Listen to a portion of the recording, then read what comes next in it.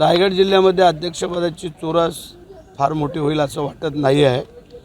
कारण निवडणूक झाल्यानंतर मग पुढचे काही गोष्टी ठरवता येतात. परंतु शेतकरी कामगार पक्ष आपण बोलतोय त्याप्रमाणे फार मागे गेलेला आहे. एकेकाळचा एक नंबरचा पक्ष आज मागच्या क्रमांकावरती आहे. पण असो, आम्ही आमचं काम करून आम्ही एक नंबरला येण्याचा प्रयत्न करतो.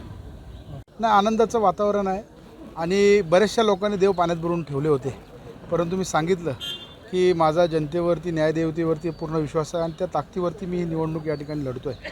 आणि जनता जनार्दन ही निश्चितपणे ज्या पद्धतीने भरत शेठला या ठिकाणी प्रेम दिलेलं आहे, माझ्या आईला 2 वेळेला जिल्हा परिषदला विश्वास दाखवून प्रेम दिलेला आहे, तसंच मलाही देखील जनता विश्वासाने प्रेम देईल.